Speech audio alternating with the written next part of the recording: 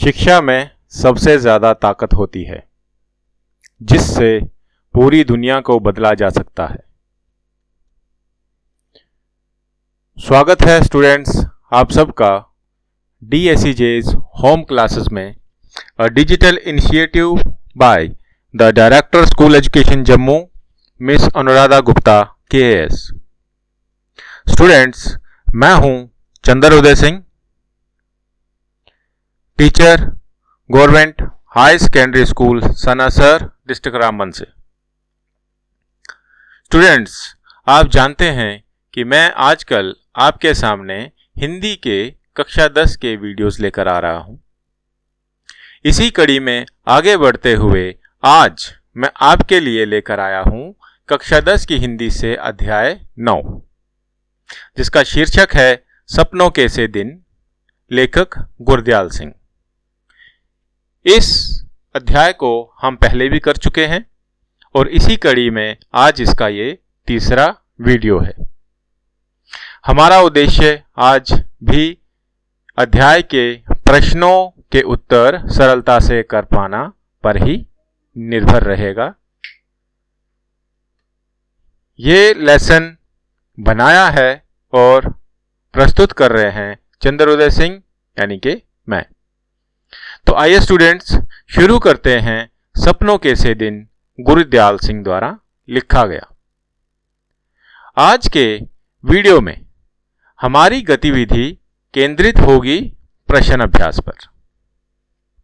हम पहले भी कुछ प्रश्न कर चुके हैं इस पाठ से और जो शेष प्रश्न रहते हैं उन्हें आज हम करने की कोशिश करेंगे।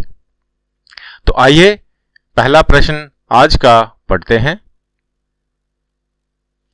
प्रश्न 9, विद्यार्थियों को अनुशासन में रखने के लिए पाठ में अपनाई गई युक्तियों और वर्तमान में स्वीकृत मान्यताओं के संबंध में अपने विचार प्रकट कीजिए।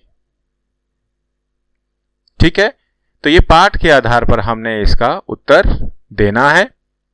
आइए इसका उत्तर पढ़ते हैं, जानते हैं।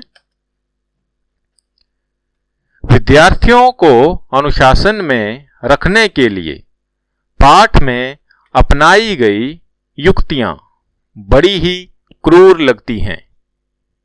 आज हर विशेषज्ञ का मानना है कि शारीरिक यातना देकर बच्चों को नहीं सुधारा जा सकता है।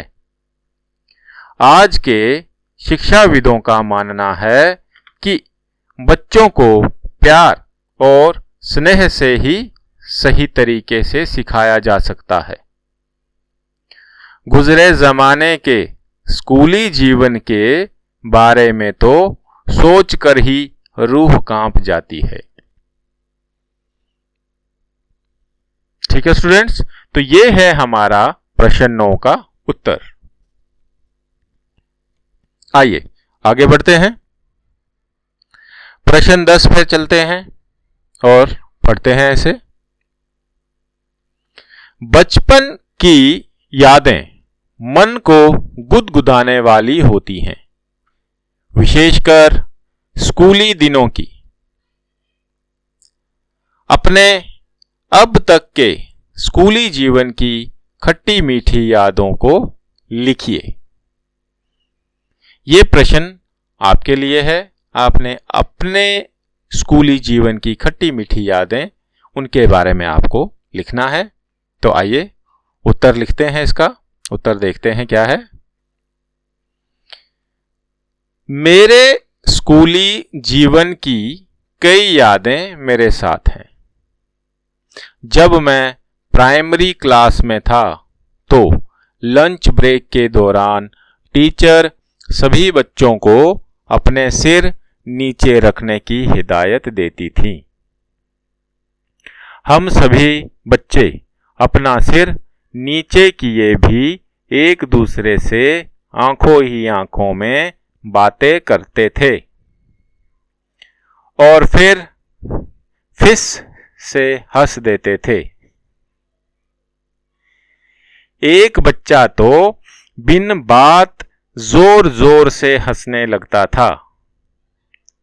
जब टीचर इस बात के लिए मना करती थी तो वह कभी कभी क्लास से बाहर जाकर जोर जोर से हंसने लगता था।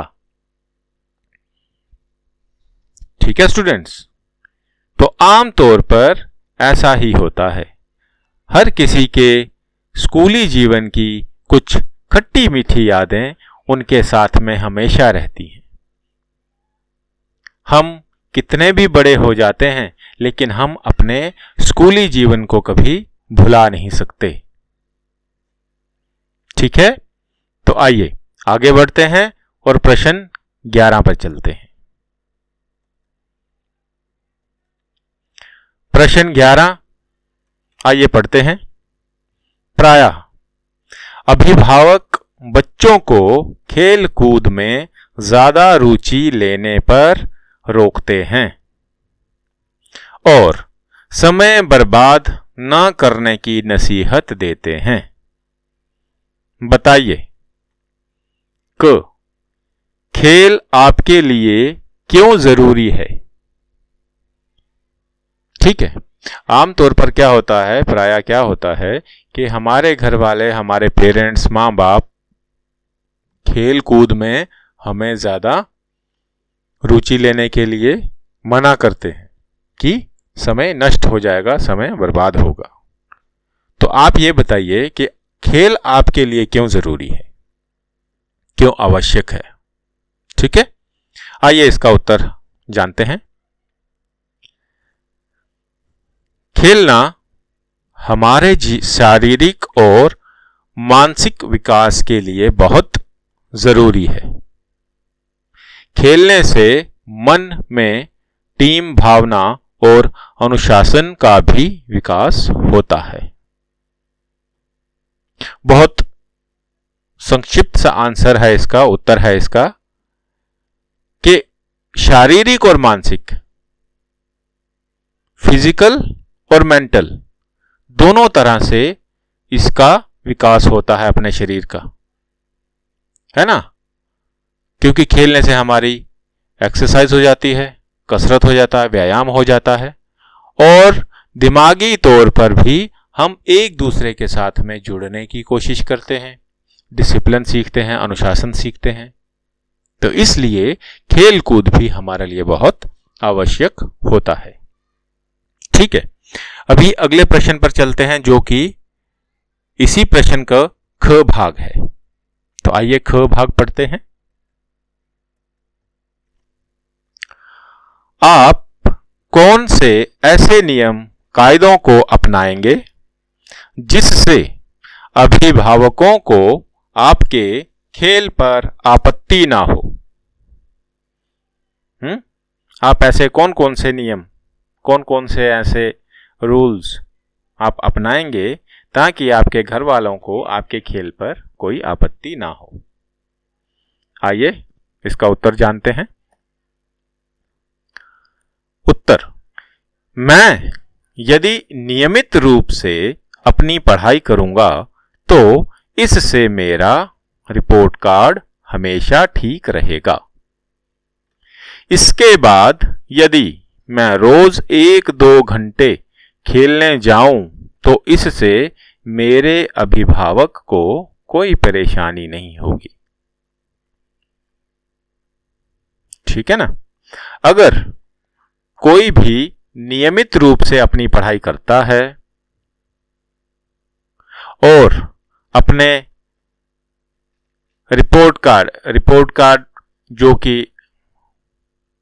एग्जाम के बाद, टेस्ट के बाद, परीक्षा के बाद आपको मिलता है, उसमें अगर आपके अंक अच्छे रहते हैं तो कोई भी अभिभावक आपको 1-2 घंटा खेलने से मना नहीं करेगा। ठीक है, तो स्टूडेंट्स ये हमारे आज के इस पाठ के 3 प्रश्न 9, 10 और 11 हमने किए। यही प्रश्न लिखित रूप में आपको मेरे ब्लॉग पर भी मिल सकते हैं। ये जो एड्रेस यहाँ पर दिया गया है, आप इसको लिखकर अपने एंड्रॉयड फ़ोन में ढूंढ सकते हैं। वहाँ पर जाकर आप इसका स्क्रीनशॉट ले लीजिए, या आप वहाँ से इसको लिख सकते हैं, कॉपी कर सकते हैं। तो YouTube पर इसी वीडियो के डिस्क्रिप्शन में इसका लिंक भी मैं दूंगा। आप वहाँ से भी क्लिक करके इस पूरे लेसन को वहाँ से आप देख सकते हैं। तो आज के लिए इतना ही। देखने के लिए धन्यवाद। प्रस्तुतकर्ता Chander Uday Singh, teacher, high secondary school Sanasar, district Ramban.